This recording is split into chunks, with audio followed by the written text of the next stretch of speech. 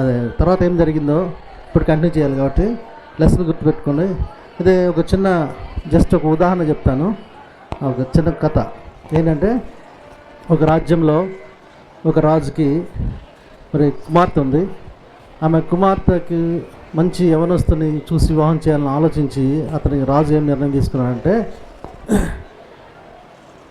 ఒక పోటీ పెడతాడు. ఏమనంటే, కొంత డిస్టెన్స్లో కందకం తోవిచ్చి దానిలో నీళ్లు నింపి దానిలో ఏమి విడిచిపెడతాడు, ముసలను విడిచిపెడతాడు. ఆ ముసలను విడిచిపెట్టిన తర్వాత ఎవరైతే యవనస్తులు అందులోకి దూకి ఆ ముసలి చేతిలో నుంచి తప్పించుకొని ప్రాణం పోగొట్టుకోకుండా తిరిగి బయటకు వస్తాడో విజయవంతంగా, ఆ వ్యక్తికి తన కుమార్తెను ఇచ్చి పెళ్లి చేసి రాజ్యంలో సగం మట్టుకు తనకి ఇవ్వడానికి నిర్ణయిస్తాడు. ఈ నిర్ణయించిన తర్వాత రాజ్యమంత్రులు సాటింపు వేస్తారు. సాటింపు వేసినప్పుడు చాలామంది ఆసక్తి కలిగిన యవనస్తులు వస్తారు. వచ్చి తమ పేర్లు ఇస్తారు. ఇచ్చిన తర్వాత ఆ దినం వచ్చింది. అందరూ వచ్చి వెళ్తున్నారు. ఆ కందకం దగ్గరికి వెళ్ళి ఇలా చూసి తొంగి చూస్తున్నారు. ఏం కనపడుతున్నాయి? ముసళ్ళు కనపడుతున్నాయి. ఈ ముసళ్ళు కనపడుతున్నప్పుడు ఏమవుతుంది? భయం వస్తుంది. ఇటు చూస్తేనేమో రాజకుమార్తె రాజ్యంలో సగం వస్తుంది. ఇటు చూస్తే మరణం ఉంది. ఓ పక్క మరణం ఉంది, ఓ పక్క ఏముంది? రాజ్యం ఉంది, అంటే రాణి ఉంది. రాజకుమార్తెను వివాహం ఇచ్చేస్తాను కదా. ఈ టైంలో ఎవరికాళ్ళు వచ్చి చూస్తున్నారు, ధైర్యం సరిపోట్లా దూకటానికి. ఇలా జరుగుతున్నప్పుడు తనంలో ఒక వ్యక్తి దూకేశాడు. దూకిన తర్వాత చస్తా బతుకుతా ఎంత వేగంగా స్విమ్మింగ్ చేశాడంటే, చాలా వేగంగా చేసి ఆ ముసలు కూడా భయపడి ఉంటే అతని దెబ్బకి ఎట్లా కొట్ట బయటకు వచ్చాడు. బయటకు వచ్చిన తర్వాత ప్రజలందరూ చప్పట్లు కొట్టి హర్షిస్తూ కీర్తనలు కొడుతూ గొప్ప నినాదాలు చేస్తూ ఉన్నప్పుడు, అతను బహుమానం తీసుకోవడానికి రమ్మని చెప్పినప్పుడు అతను ఏం చేస్తున్నాడంటే ఇట్లా చూస్తున్నాడు. ఏం చేస్తున్నాడు? జనాలకి వెళ్ళి చూస్తూ ఉన్నాడు. ఎందుకు చూస్తున్నాడు? విజయం పొందాడు. ఇప్పుడు రాజకుమార్తెను చేసుకుంటాడు. తర్వాత రాజ్యాలు సగం భాగమనికి ఇస్తారు. ఒక ఉన్నతమైన స్థానంలోకి వెళ్ళిపోయిన తర్వాత అతను తీసుకున్న దానికి బదులుగా, ఆ స్వీకరించే దానికి బదులుగా తన టెన్షన్ ఏంటంటే అందరూ ఎదుగుతున్నాడు. ఎందుకు చెప్పరా? అంటే అర్థమైందంటే, నన్ను తోసినాడు ఎవడరా ఇక్కడి నుంచి అని అర్థమైందా? వాడు దూకల కందకంలోకి వాడిని తోశారు. తోసిన తర్వాత ఏమైందంటే, ఇక తోసిన తర్వాత బయట రావడానికి లేదు, ఛాన్స్ లేదు. చచ్చిపోవాలి, లేదంటే అటు నుంచి తప్పించుకొని బయటికి రావాలి. సో ఈ స్టోరీ ఎందుకు చెప్పానంటే, ఆ తోయబడిన వ్యక్తిని నేనే, తోసింది సేవకుడు అన్న. అర్థమైంది కదా? తోసింది ఎవరంటే సేవకుడు అన్న. ఈ లెసన్ రాత్రి 9 గంటలకి ఇచ్చి నువ్వు రేపు పొద్దున్న చెప్పాలన్నాడు. నాకు అసలు సండే స్కూల్ పిల్లలకు చెప్పడం రాదు, అందులో లెసన్స్ చెప్పాలంటే నాకు మరీ కష్టం. సరే, ప్రభుత్వం బట్టి నేను చూసి చెప్తాను, ఏం ప్రాబ్లం లేదు, ఏమనుకోవద్దు. సరే, నిన్నటి దినం మనము లెసన్ అన్న తర్వాత ఆ వ్యక్తి జాన్ నిరాశ చెంది వెళ్ళిపోయినాడు. ఆ తర్వాత అదే రోజు ఒక లెటర్ వచ్చింది తన చేతికి. పోస్ట్ మ్యాన్ వచ్చి లెటర్ ఇచ్చినాడు. లెటర్ ఇచ్చినప్పుడు ఆ లెటర్లో 2 విషయాలు ఉన్నాయి. ఏమున్నాయంటే, ఒకటి, నిన్ను మేము చాలా కాలం నుంచి గమనిస్తున్నాము. రెండవది, నువ్వు మాతో కలిసి పని చేయడానికి మాతో రావాలి. ఏమన్నాయి? మేము నిన్ను చాలా కాలం నుంచి గమనిస్తున్నాము. రెండవది, నువ్వు మాతో పని చేయడానికి కలిసి రావాలని చెప్పేసి రాయబడింది. అది చదవగానే వెంటనే ఈ జాన్ వెంటనే దేవుని స్తుతించి హృదయపూర్వక స్తుతులు చెల్లించి ప్రార్థిస్తూ వచ్చినాడు. ఆ పని ఏమిటంటే సిటీ మిషనరీ పని. ఏం పని? సిటీ మిషనరీ పని. కాబట్టి ఈ సిటీ మిషనరీ పని కొరకు తను నిర్ణయించబడుతూ వచ్చాడు. అది గ్లాస్గో అనే పెద్ద పట్టణంలో యేసు ప్రభువుని గురించి స్వార్థ చెప్పడానికి ఈ వ్యక్తి మిషనరీగా పిలువబడుతూ వచ్చినాడు. ఇప్పుడు మిషనరీ పని చేయడానికి అతను వచ్చినప్పుడు అతను చేయాల్సిన పని ఏంటంటే, ఇక్కడ కనపడుతుంది కదా, ఇక్కడ డోర్ కొడతా ఉన్నాడు. ఎవరు? జాన్ డోర్ కొడతా ఉన్నాడు. ఇప్పుడు ఈ డోర్ ఎందుకు కొడుతున్నాడంటే, ఇంటింటికి వెళ్ళి ఏం చేయాలా? స్వార్థ చెప్పాలా. ఇంటింటికి వెళ్ళి స్వార్థ చెప్పాలా. ఈ సువార్త చెప్తూ అనేకుల్ని ఏం చేయాలంటే మీటింగ్కి పిలవాలి, దేవుని సువార్త మీటింగ్కి పిలవాలి. అయితే ఆ ప్రజలు ఎలాంటి వాళ్ళు అంటే పేదవాళ్ళు, కఠిన హృదయం కలిగిన వాళ్ళు, పేదవాళ్ళు ప్లస్ కఠిన హృదయం కలిగిన వాళ్ళు. పేదవాళ్ళు ఎంత పేదవాళ్ళు అంటే కనీసం ఒక జత షూ కూడా, అంటే ఒక జత కూడా లేనటువంటి పేదవాళ్ళు అయినప్పుడు వారి హృదయాలు కఠినంగా ఉన్నాయి. ఈ ప్రజల దగ్గరికి ఇప్పుడు జాన్ వెళ్ళి ఇంటింటికి వెళ్ళి ఏం చేస్తుందంటే డోర్ కొడుతూ ప్రజలను దేవుని మీటింగ్కి ఆహ్వానిస్తూ ఉన్నాడు. కానీ ప్రజలు హృదయాన్ని కఠినపరుచుకొని జాన్ మాట ఎవరు వింటలేదు. బట్ ఇట్లా జరుగుతూ ఉన్న సందర్భంలో ఒక దినం ఏం జరుగుతూ వచ్చిందంటే, ఒక గృహంలో ఒక వ్యక్తి ఉన్నాడు. ఆ వ్యక్తి ఎవరంటే యేసు ప్రభు అంటే ఇష్టం కాదు, అసలు దేవుడే లేడని చెప్తాను. నాస్తికుడు. మన దేశం భాషలో ఏంటంటే నాస్తికుడు. ఈ నాస్తికుడు అట్ ద సేమ్ టైం తన ఇంట్లో చాలా పుస్తకశాల పెట్టాడు. ఏం పుస్తకశాల అంటే దేవుడు లేడనే పుస్తకశాల పెట్టాడు. చాలా బుక్స్ ఉన్నాయి. అయితే ఈ వ్యక్తి ఒక దినము సడన్గా ఆరోగ్యము క్షీణించింది, మరణ పడకలోకి వచ్చాడు. కొన్ని కాలం అయినప్పటికీ చనిపోవడానికి సిద్ధమైనాడు. ఇది తన భార్య గమనించిన తర్వాత చనిపోతాను తన భార్య కూడా డిసైడ్ అయిపోయింది. ఆ టైంలో జాన్కి ఏమనిపించిందంటే ఒకసారి వెళ్ళి ఆ వ్యక్తిని దర్శించి ఆ వ్యక్తితో మాట్లాడి వస్తే దేవుడు ఏమైనా కనికరిస్తాడేమో అని అనిపించింది కదా. అనిపించిన తర్వాత ఏం చేసినాడు, తన దగ్గరికి వెళ్తూ వచ్చినాడు.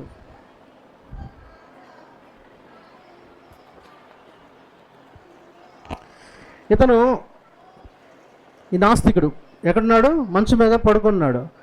ఇక్కడ జాన్ పక్కనే కూర్చొని యేసు ప్రభు సువార్తను ప్రకటించడానికి ప్రారంభించాడు. ప్రేమపూర్వకంగా దేవుని సువార్త ప్రకటించాడు. యేసు ప్రభు అంటే దేవుని ప్రేమను ప్రకటించాలంటే మనం బైబిల్లో ఎక్కువ ఉపయోగించే వచనం ఏంటి, అందరికీ తెలిసిందే. యోహాను సువార్త 3:16 దేవుడు లోకమును ఎంతో ప్రేమించెను. అట్లా దేవుని ప్రేమను యేసుక్రీస్తు ప్రభు భూమి మీద సెలవులో ఏం చేసినాడో ఇది తనకి సంపూర్ణంగా చెప్తూ వచ్చినప్పుడు ఆ వ్యక్తి యొక్క హృదయంలో ఏం జరుగుతూ వచ్చిందంటే మార్పు జరుగుతూ వచ్చింది. కాబట్టి నాస్తికుడు తన హృదయాన్ని మార్చుకున్నాడు. దేన్ని బట్టి? జాన్ వెళ్ళి ఏం చేసినాడు, సువార్త ప్రకటించాడు. ఇప్పుడు బాప్తిసం తీసుకున్న వాళ్ళు ఎంతమంది చేతులు ఎత్తండి.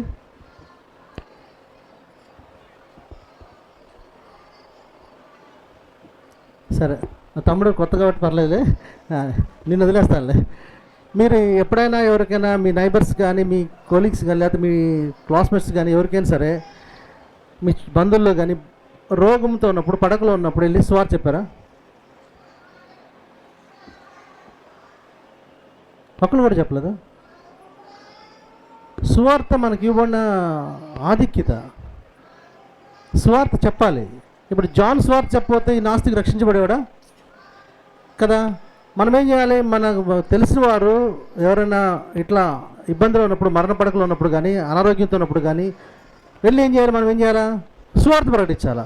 అప్పుడు ఏమవుతుంది, సువార్త ప్రకటిస్తే మనలో ఏమొస్తుంది, జీవం వస్తుంది. యేసుక్రీస్తు యొక్క మరణ భూస్థాపన పునరుద్ధానం ప్రకటించడమే మనకి అలంకారం.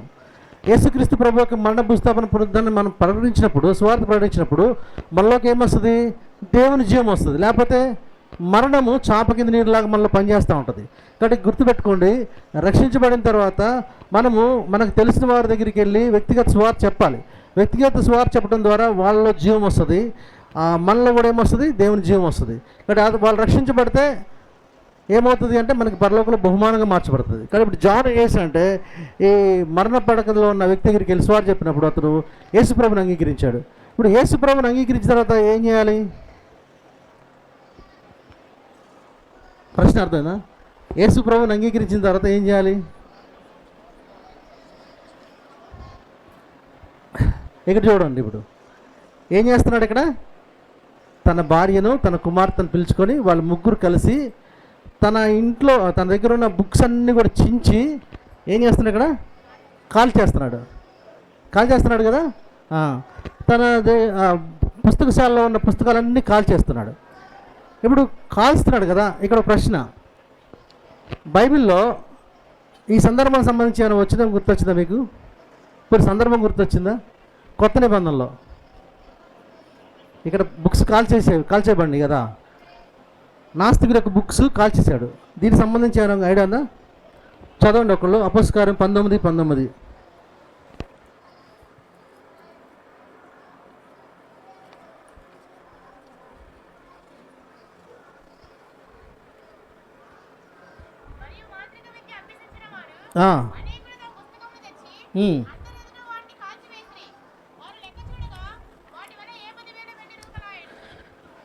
అంటే ఇప్పుడు ఏం చేశాడంటే, మొట్టమొదటి ఇతను మారుమనసు పొందినాక ఇంతకు మునుపు ఏదైతే తన సిద్ధాంతాన్ని నమ్ముకున్నాడో ఆ సిద్ధాంతాన్ని కాల్చేశాడు. అంటే మనం సువార్త ప్రకటించట్లేదంటే అర్థమైందంటే, రక్షించబడిన తర్వాత, బాప్తిసం తీసుకున్న తర్వాత ప్రాచీన స్వభావాన్ని మనం కాల్చివేయట్లా. ప్రాచీన స్వభావం మన పైన ఏలుబడి చేస్తుంది కాబట్టి మనము సువార్త ప్రకటించలేకపోతున్నాం. కాబట్టి సువార్త ప్రకటిస్తే ఏమైందంటే వాళ్ళ మధ్య మనం క్రైస్తవులుగా తెలియబడతాము. మన జీవితం చాలా జాగ్రత్తగా ఉండాలి కాబట్టి భయం వేసి మనం సువార్త ప్రకటించాం. ఇదొక లాజిక్. స్వార్థ ప్రకటించే ఇష్టం ఉన్నప్పటికీ వాళ్ళ మధ్య ఎందుకు ప్రకటించామంటే, నేను యేసుప్రభు బిడ్డ అని చెప్పే మళ్ళీ వాళ్ళ మధ్య ఎలా ఉండాలి, మనము నీతిగా యథార్థంగా పరిశుద్ధంగా జీవించాలి కాబట్టి మనం స్వార్థ ప్రకటించాం. అర్థమైందా మీకు? కాబట్టి ఇప్పుడు ఈ వ్యక్తి ఏం చేశాడు, కాల్ చేశాడు. 2 కొరింథీ 5:17 ప్రకారము, కాగా ఎవడైనా క్రీస్తునందు నిలవాడు నూతన సృష్టి, పాతవి గతించును. పాతవి గతించినా లేదా ఈ వ్యక్తిలో? కాబట్టి ఈ వ్యక్తి పాతవి గతించిన తర్వాత ఏం చేశాడంటే యేసు ప్రభుని ప్రకటిస్తూ వచ్చినాడు. ఎవరు? నాస్తికుడు యేసుక్రీస్తు ప్రభుని ప్రకటిస్తూ వచ్చిన కారణం ఏంటంటే, మొట్టమొదటి తను చేసిన పని ఏంటి? కాల్ చేశాడు. ఏం చేశాడు? బుక్స్ని కాల్ చేశాడు. అవి దేవునికి వ్యతిరేకమైనవి, అవి పాపానికి గుర్తుగా ఉన్నాయి. కొంతమంది రక్షణ తీర్మానం చేసుకొని అలా ఉండిపోతారు. కారణం ఏంటంటే వాళ్ళు కాల్చివేయరు. అంటే ఒప్పుకుంటారు కానీ ఆ సంగతుల్ని, పాపాన్ని ఒప్పుకుంటారు కానీ కాల్చివేయరు. కాల్చివేస్తే ఏమొస్తుందంటే జీవం వస్తుంది. తర్వాత దేవుని ఇంట్లోకి రావడానికి కానీ, మందిరంకి రావడానికి కానీ, సహవాసం ఉండడానికి కానీ మన మనస్సు, మన హృదయం సిద్ధపడుతుంది. కాబట్టి చాలామంది కాల్చివేయరు. ప్రభు పాపిని ఒప్పుకుంటారు, తీర్మానం చేస్తారు, ఒప్పింపబడి చేస్తారు, కానీ కాల్చివేయరు.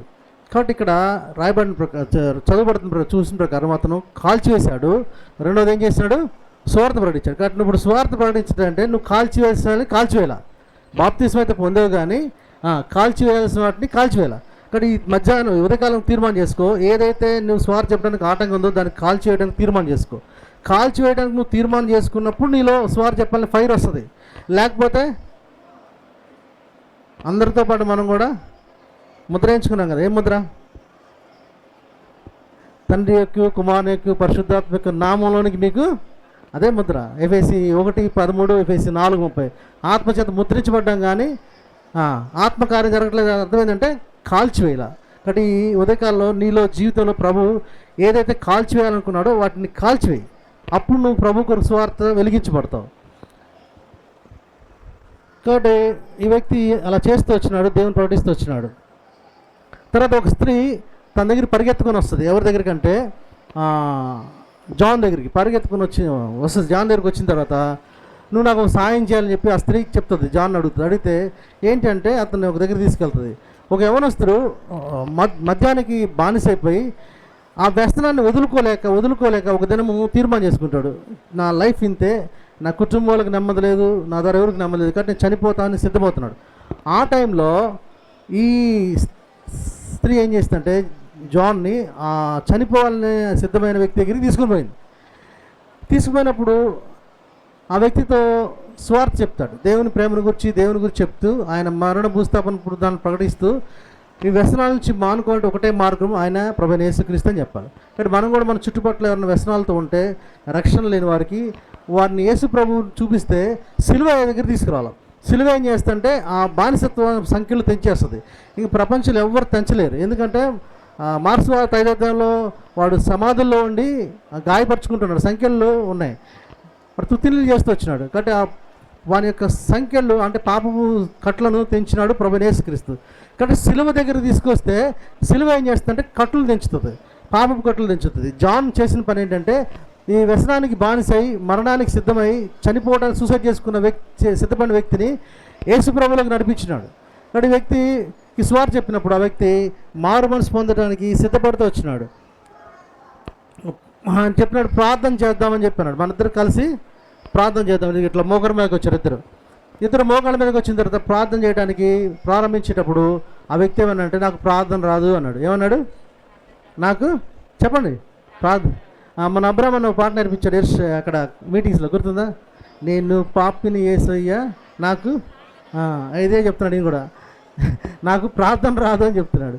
అప్పుడు జాన్ ఏమంటాడంటే, పర్లేదు నువ్వు మోకాళ్ళ మీద ఉండి నేను పాపిని ఒప్పుకో, నీ స్థితిని ఒప్పుకో, ప్రభు నాకు ప్రార్థన రావట్లేదని చెప్పు, దేవుడు సాయం చేస్తానని చెప్పేసి రక్షణ కొరకైనా ఒప్పుకోలు చెప్పించినప్పుడు ఆ వ్యక్తిలో మారు మనసు కలుగుతూ వచ్చింది. ఏమొచ్చింది?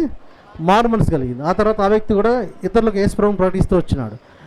కాబట్టి ఇప్పుడు ఈ వ్యక్తి మారు మనసు పొందడానికి మూలం ఏంటంటే, మరణానికి సిద్ధపడిన వ్యక్తిని సువార్త ఏం చేసింది?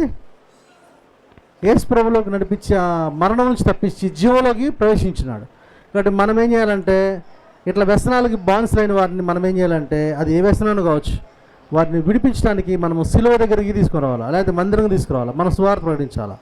తర్వాత ఒక దినము జాన్ వీధిలో వెళ్తున్నప్పుడు పైనుంచి గాల్లో ఒక రాయి వచ్చి తన తలకి తగిలింది. ఎవరో విసిరారు. ఆ రాయి తగలడం ద్వారా రక్తం కారి పడిపోయినాడు అక్కడ. ఒక్కసారి కూడా తన్ని ఇబ్బంది పెడతానికి, సువార్త చేయకుండా తరిమేయడానికి ఒక యవనస్తుడు కిటికీలో, అది పిక్చర్లో లేదు కదా, చూపించట్లేదు, కిటికీలోంచి వేడి నీళ్ళు పోయడానికి కూడా ప్రయత్నం చేస్తూ వచ్చినాడు. ఇవన్నింటిలో కూడా దేవుడు తన్ని కాపాడుతూ వచ్చినాడు. కాబట్టి జాన్ స్వార్థలో తనకి వ్యతిరేకత వచ్చినప్పటికీ అతడు వ్యతిరేకతలన్నీ కూడా అధిగమించి ఎక్కడికి దేవుని స్వార్థ చేసుకుంటూ ముందుకు వెళ్ళిపోతున్నాడు. అయితే ఒక దినము జాన్ మందిరంకి వెళ్ళినాడు. చర్చికి వెళ్ళినప్పుడు అక్కడ వర్తమానం ఇస్తూ వచ్చినాడు. అక్కడ ఏం జరుగుతూ వచ్చిందంటే, జాన్ యొక్క విదేశీ సేవ పిలుపు ఇక్కడ నిర్ణయించబడుతూ వచ్చింది. అది ఏంటంటే, తను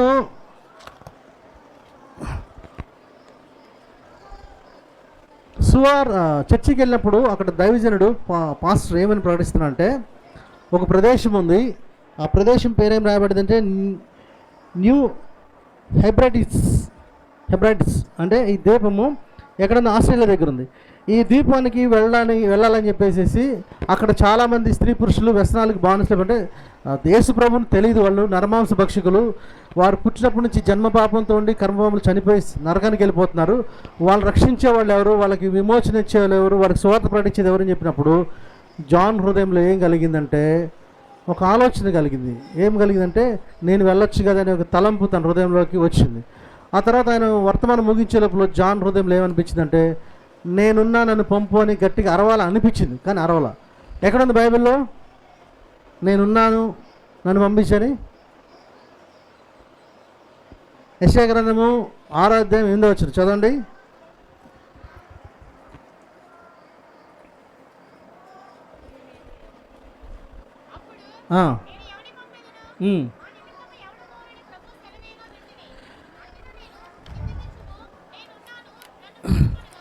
చాలు. ఈ తీర్మానము జాన్ తన హృదయంలో చేసుకొని తన ఇంటికి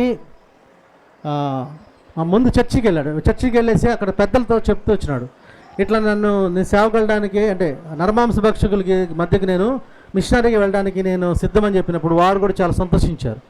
ఆ తర్వాత తను ఇంటికి చాలా దినాల తర్వాత తిరిగి ఇంటికి వచ్చినప్పుడు వారు తండ్రి పరిగెత్తుకుంటూ వెళ్ళి తను కౌగులించుకొని ముద్దు పెట్టుకుని రావలేదు, కౌగులించుకున్నాడు.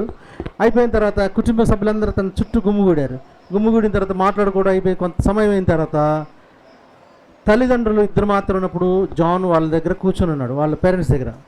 ఇదిగోండి జాన్, వాళ్ళ డాడీ, వాళ్ళ మమ్మీ కనబడుతుందా? ఇప్పుడు ఎవరితో కూర్చున్నాడు జాన్? మరి పేరెంట్స్ దగ్గర కూర్చుంటున్నారా మీరు? నాకు తెలిసి మొబైల్ దగ్గర కూర్చున్న వాళ్ళు ఎక్కువయ్యారు, కానీ ఈ రోజుల్లో పేరెంట్స్ దగ్గర కూర్చున్న కనపట్ల. అంటే బైబిల్లో సామెత రాయబడింది, నీ తండ్రి తల్లి యొక్క ఉపదేశాన్ని వాళ్ళని తృణీకరించొద్దని రాయబడుతూ వచ్చింది. అంటే తండ్రి ఉపదేశాన్ని త్రోసివేయకూడదు, అంటే తల్లిదండ్రుల దగ్గర కూర్చొని కొంత నేర్చుకోవాలి. పేరెంట్స్కి టైం ఇచ్చే విషయంలో యవనస్తులు అసలు ఏమాత్రం సహకరించరు. వాళ్ళకి ఏదైనా అవసరం ఉంటే అప్పుడు వెళ్ళి, వాళ్ళకి ఏదైనా నీడ్ ఉంటే దాన్ని విషయమే చెప్పి కాసేపు అట్లా మాట్లాడి వచ్చేస్తారు తప్పించి తల్లిదండ్రులతో కూర్చొని మాట్లాడాలనే ఆలోచన కానీ ఉండదు. ఎందుకు ఉండదు? ఇది రక్షించబడిన వాళ్ళకి కూడా ఉంటుంది. ఇదే స్వభావం చెప్తున్నా, రక్షించబడిన వాళ్ళు కదా, రక్షించబడిన వాళ్ళు కూడా ఉంటుంది. ఇక్కడ పేరెంట్స్ దగ్గర కూర్చోవాలి. ఇప్పుడు జాన్ ఎందుకు వచ్చి ఏం చెప్తుంటే పేరెంట్స్కి, నన్ను ఇట్లా దేవుడు మిషనరీగా పలానా దగ్గరికి వెళ్ళమని చెప్పినాడు అని చెప్పినప్పుడు వెంటనే వాళ్ళ నాన్న ఏమన్నాడు చెప్పండి? ఏమంటాడు నా నాన్న చెప్పండి, గెస్ చేయండి.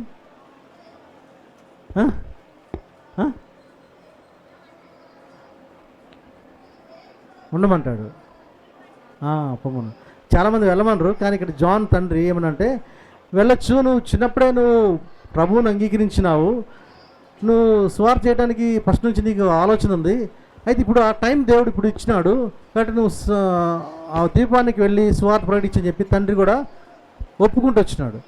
ఇది ఒప్పుకుంటూ వచ్చిన తర్వాత వీళ్ళు ఒక దినం వచ్చింది, ఆ టైం వచ్చినప్పుడు కొత్తగా వివాహం అయింది, భార్యని తీసుకొని ఆ ద్వీపానికి వెళ్ళడానికి బయలుదేరినాడు. ఎవరు? జాన్ భార్యతో బయలుదేరినాడు. ఎప్పుడు ప్రయాణం అయితే వచ్చినాడంటే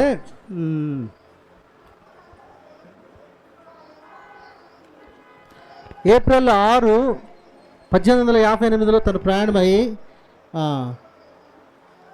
ఆ ద్వీపానికి వెళ్ళడానికి ప్రారంభించినప్పుడు చాలా కాలం పట్టింది. అలల మీద అది ఇబ్బంది పడుతూ ప్రయాసపడుతూ వాళ్ళు వెళ్తూ వచ్చినారు. అక్కడికి వెళ్ళిన తర్వాత అక్కడ ఓడలో కూడా ఏముందంటే చర్చి ఉంది. ఆ ఓడలో ఏముంది? చర్చి ఉంది. దానికి వెళ్తూ కనిపించిన వారికి ఓడలో ఉన్న స్వార్ చెప్తూ దేవుని మిషనరీగా తను పని చేసుకుంటూ వెళ్ళినాడు. కొంతకాలం అయిన తర్వాత ఒక దగ్గరికి వెళ్ళిన తర్వాత అక్కడి నుంచి మళ్ళీ వాళ్ళు 50 బ్యాగ్స్ పెట్టుకొని వెళ్తాడు. తర్వాత ఆ ఓడ వేరే ఓడలోకి మారుతాడు. మారిన తర్వాత ఆ ఓడ నావికుడు కొంచెము రఫ్గా దాన్ని తోలుతూ ఉంటాడు, అంటే పెర్లేటింగ్ అన్నట్లు. కానీ ఒక దినం తిరగబడిపోయేటప్పుడు రాడ్ అంటే ఒక స్తంభం లాంటిది వచ్చి తన మీద భారం మీద పడిపోయేటప్పుడు తన పక్కకు లాగుతాడు. అది పడి ఉంటే తను అక్కడే చనిపోయింది. అట్లా వాళ్ళు భద్రం చేయబడిన తర్వాత ఇక వాళ్ళు నడిపించేదానికి ఎవరు లేరు. 10 మైళ్ళు వాళ్ళు విపరీతమైన అల్ల చేత కొట్టబడుతూ అట్లాగే వాళ్ళు హెల్ప్ చేసేది ఎవరు లేక దేవుని మీద ఆధారపడుతూ తీరా చివరికి వచ్చేసరికి అక్కడ గమ్యాన్ని చేరుకున్నారు. ఆ ద్వీపంకి వచ్చి ఎక్కడికైతే వాళ్ళు చేరుకోవాలో ఆ నరమాంస భక్షకులు ఉండే ప్రదేశానికి వచ్చి వాళ్ళు చేరుకున్నారు. ఆ చేరుకున్న తర్వాత ఈ లగేజ్తో వెళ్తూ ఉన్నాడు, చూశారు కదా. ఇది కూడా ఇవన్నీ లగేజ్ పోతూ వచ్చినాయి. సో తర్వాత ఏం జరుగుతూ వచ్చిందంటే ద్వీపానికి వాళ్ళు చేరుకుని అక్కడ ఒక మిషనరీ దేవుడు తనకి సహాయపడుతూ వచ్చేలాగా సిద్ధపరిచాడు. ఎవరికి? జాన్కి, ఆయన భార్యకి. జాన్ అనుకున్నాడు, నా భార్యని వాళ్ళు నన్ను చంపేసి వండుకొని తింటారు, ఎందుకంటే వాళ్ళు నరమాంస భక్షులు అని. వాళ్ళకి దేహాల మీద వస్త్రాలు ఉండవు, కానీ ఒక రకమైన విధమైన పెయింట్ వేసుకుని ఉంటారు అక్కడంతా ప్రజలు. ఆ ప్రజల మీదకి ఒక మిషనరీ ఆల్రెడీ ఉన్నాడు, అతను వచ్చి వీళ్ళకి సహాయం చేస్తూ వచ్చినాడు. సో భరిస్తూ అనేకులు రక్షిస్తూ అనేకుల్ని యేసు ప్రభులోకి నడిపించి వారు ఇతరులకు జీవానిచ్చే వరకు చేసి స్వార్థికులుగా మార్చి ఆ తర్వాత తను మీరు నిర్ణయించిన ఆ దీపానికి నరమాంసక భక్షకులు ఉండే దీపానికి వెళ్ళి తన జీవితాన్ని స్వార్థ ప్రారంభిస్తూ వచ్చినాడు. అక్కడ కూడా పోరాటం ప్రారంభమైంది. తనతో తీసుకొచ్చిన దుప్పట్లు వస్త్రాలు విలువైన పోని అవి మరలా ఎలా కాపాడుకుంటాడో రేపటి దినం మీరు జ్ఞాపం చేస్తారండి. విన్నవారిలో కార్యం జరిగించము. మొట్టమొదటిగా ఆ వ్యక్తి నాస్తికుడు ఎలా కాల్చివేసినాడో పుస్తకాల్ని, కాబట్టి యవన ప్రాయంలో ఉన్న వీరు మా జీవితాలు మేము మీకు భిన్నమైనవి, మీకు వ్యతిరేకమైనవి, మీకు దుఃఖం కలిగించే పాపాలని మేము కాల్చివేసి సువార్త అనే సిద్ధ మనసు జోళ్ళు దొరుకుని మీ కొరకు మంచి సైనికులుగా సువార్త సైనికులుగా పోరాడినట్లుగా మమ్మల్ని సిద్ధపరచమని చేసిన ఈ సహాయాన్ని బట్టి వందనం చెల్లిస్తూ మిగిలిన సమయాన్ని దీవెనకరంగా చేయమని కోరుతూ ఇంకెవరైతే ఇంకా రక్షించబడలేదు, తీర్మానం చేసుకోలేదు, హృదయాల్లో రక్షణ కార్యం జరిగించమని కోరుకుంటూ యేసుక్రీస్తు ప్రభువు ఘనమైన నామపేట వందనం చెల్లించి ప్రార్థించి వేడుకుంటున్నాం పరమ తండ్రి, ఆమేన్.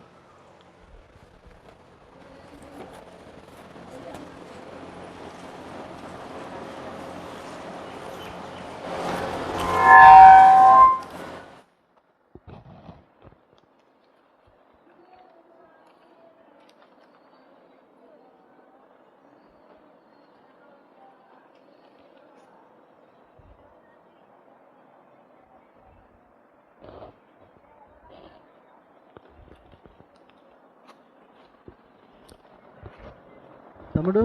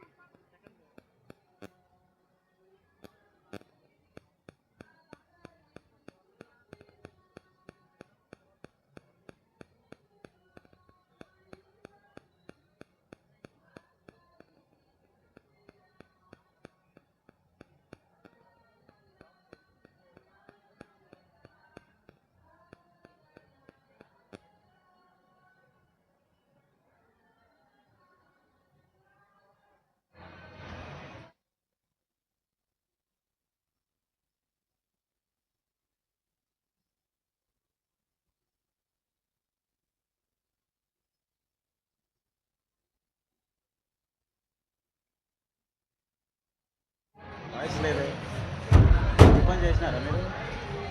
ఈరోజు భోజనం కదా పెట్టారు. Hello, praise the Lord. బోలో యేసు మసీకి, హల్లెలూయా, హల్లెలూయా. బోలో యేసు మసీకి, బోలో యేసు మసీకి, హల్లెలూయా, హల్లెలూయా. బోలో యేసు మసీకి. సరే, ఈరోజు సజీవన్న ఏం లెసన్ చెప్పాడు? జాన్ ఎవరు? మిషనరీ కదా. John machinery. మిషనరీ అంటే సేవకుడు కదా. జాన్ సేవకుడు, జాన్ మిషనరీ, జాన్ సువార్థికుడు, జాన్ సేవ చేస్తాడు, అంతే కదా. జాన్ దేవుడు పంపించిన సేవకుడు, అంతేనా? సజీవ సువార్థికుడు. సజీవ ఏం చెప్పాడు? జాను గురించి చెప్పాడు కదా. ఎందుకు జాను గురించి చెప్పాడు సజీవ? జాన్ సువార్థికుడు, జాన్ సేవకుడు, జాన్ మిషనరీ, జాను దేవుడు పంపించిన వర్తమానికుడు కదా. ఈ వర్తమానం చెప్పమని సజీవ బ్రదర్ను మీ దగ్గరికి పంపించినాడు. సరే, మీకు వర్తమానం అనేది వచ్చింది. జాన్ ఎక్కడికి వెళ్ళి సేవ చేశాడు?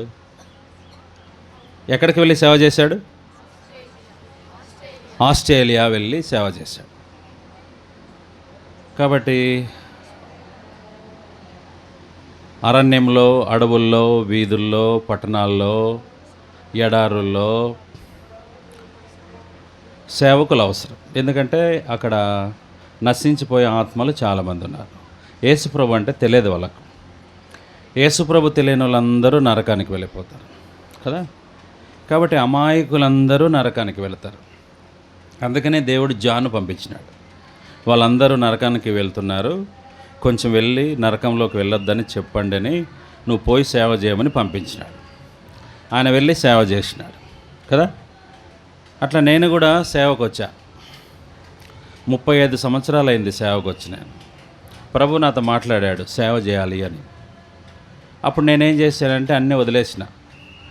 అమ్మ, నాన్న, ఇండ్లు, వాకలి, బంధువులు, అన్నదమ్ములు అన్నీ వదిలేసి మా ఇంట్లో ఒక చిన్న సైకిల్ ఉంటే సైకిల్ తీసుకొని 2 జతలు ప్యాంటు షర్ట్లు, 2 ప్యాంటు 2 షర్ట్లు, ఒక బ్లాంకెట్ వెనక క్యారీలో పెట్టుకొని నేను సేవకు వచ్చేసిన. సైకిల్ తొక్కుంటా సేవకు వచ్చేసిన. సేవలో ఉండిపోయినా. నేను ఎవరిని అడగలేదు, అమ్మ నేను సేవకు వెళ్తా, నాన్న సేవకు వెళ్తా, అన్న సేవకు వెళ్తా అని నేను ఎవరికి చెప్పలేదు. ప్రభుకే చెప్పాను, రహస్యంగా వచ్చేసాను, చర్చిలో ఉండిపోయినా. నాకు అప్పుడు 18 సంవత్సరాలు. అప్పుడు నేను సేవకు వచ్చేసాను. ఇంకా పూర్తిగా నేను అప్పటి నుండి నేను మా ఇంటికి వెళ్ళలేదు. 5 సంవత్సరాల తర్వాత మా ఇంటికి వెళ్ళిపోయి అమ్మ నాన్న చూడాలని ఇంటికి వెళ్ళా. నాకు నెమ్మది లేదు. అందుకనే 1 గంట తర్వాత మళ్ళీ నేను వాళ్ళని వదిలేసి మళ్ళీ చర్చిలోకి వెళ్ళిపోయినా. మా ఊరికి అక్కడికి దాదాపు 400 కిలోమీటర్ల దూరం. అక్కడికి వెళ్ళిపోయి ఉండిపోయినా. అక్కడే పెళ్లి చేసుకున్నా. మా పెళ్ళికి పిలిచా అప్పుడు అమ్మ నాన్న. అంటే నేనేం చెప్తున్నా అంటే, మన ప్రపంచ జనాభా లెక్క ఎంత బాబు?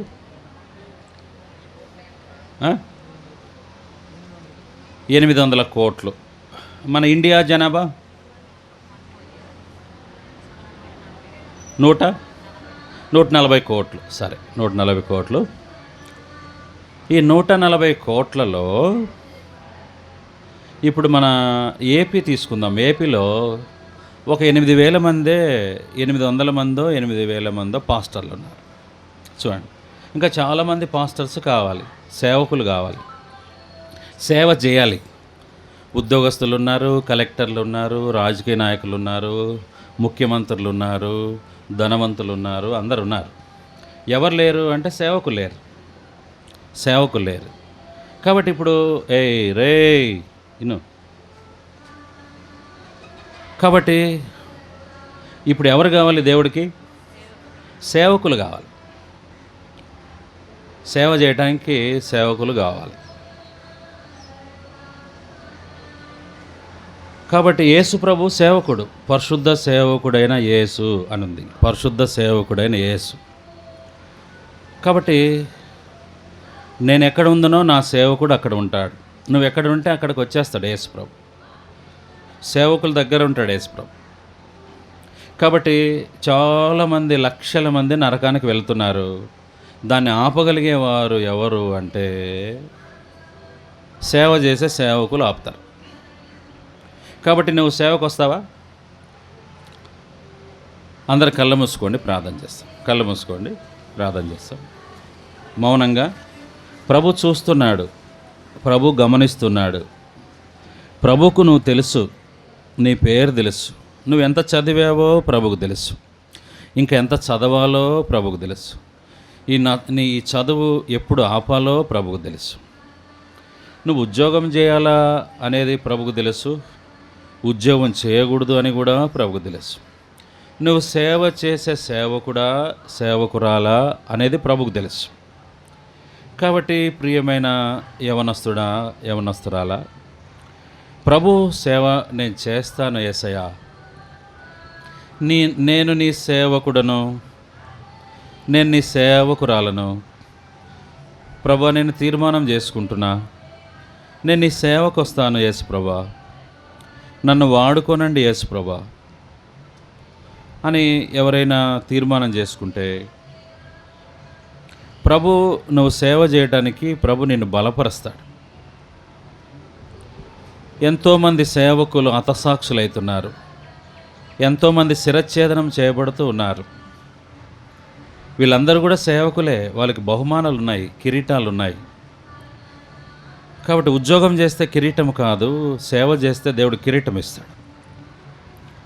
నేను సేవ చేస్తాను అన్నవాళ్ళు ఎవరైనా ఉంటే మీ చేయి చూపించండి, మేము మీ కొరకు ప్రార్థన చేస్తాం. ఎవరైనా ఉన్నారా?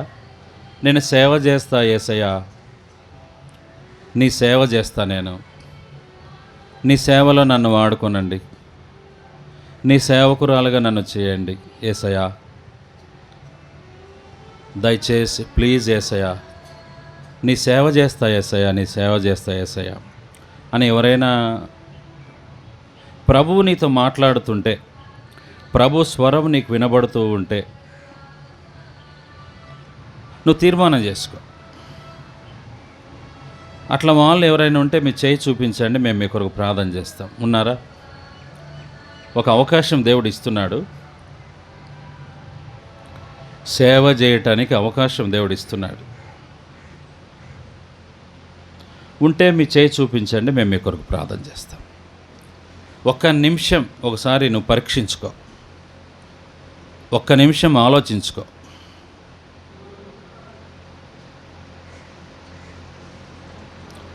మీ చేయి చూపించండి, మేము మీ కొరకు ప్రార్థన చేస్తాం.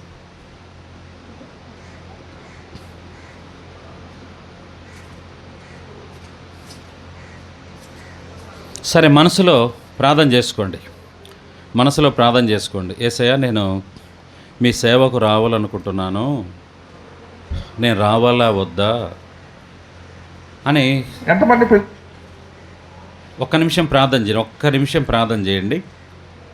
ఒక్క నిమిషం. నేను రావాలనుకుంటున్నాను, రావాలా వద్దా ప్రార్థన చేయండి.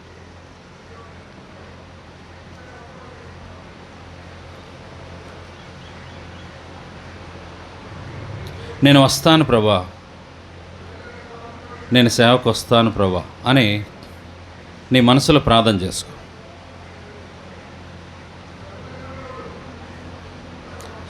సరే, ఒక క్షణం అయిపోయింది. అట్లా ఎవరైనా ప్రార్థన చేసింటే మీ చేయి చూపించండి. అట్లా ప్రార్థన చేశారా ఎవరన్నా? అట్లా చేసింటే మీ చేయి చూపించండి. అట్లా ప్రార్థన చేసింటే చేయి చూపించండి.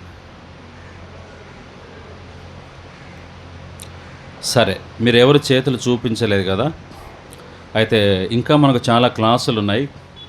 3వ తారీఖు వరకు కూడా క్లాసులు ఉన్నాయి. ఈ 8 దినాల్లో ఎప్పుడైనా నువ్వు తీర్మానం చేసుకోవచ్చు. మాట మాటకు మీ దగ్గరకు వస్తాం, మిమ్మల్ని అడుగుతాం, తీర్మానం చేసుకోండి. ప్రభా మీకు స్తోత్రం. సజీవ బ్రదర్ని బలపరిచి వాడుకున్నారు, వందనాలు. ఈ యొక్క లెసన్ దీవించండి, ఈ క్లోజింగ్ లెసన్ ఆశీర్వదించండి. సేవకులు అవసరం, సేవ చేయాలి. సేవ ఖాళీగా ఉంది, ప్రపంచంలో సేవకులు లేరు, లక్షల మంది చనిపోతున్నారు. మేము వారి విషయంలో మేము లెక్క అప్పచెప్పాలి. ప్రభా కరుణించండి. ఈ బిడ్డలు యవ్వన వయసులో, యవ్వన బలములో ఉన్నారు. రకరకాలుగా సాతాను శోధనలు ఉన్నారు. శోధనలు తప్పించి ఈ బిడ్డలు సేవకు రావటానికి మీరు ప్రేరేపించండి, సిద్ధపరచండి. సేవ పాత్రలుగా సిద్ధపరచండి. యేసునామములో వేడుకున్నాను తండ్రి, ఆమేన్. Praise the lord. సరే, ఇంకా 8 రోజులు ఉన్నాయి కదా, మీరు ప్రార్థన చేసుకోండి ఇంటి దగ్గర. తర్వాత ఇక్కడికి వచ్చిన తర్వాత ప్రార్థన చేసుకోండి.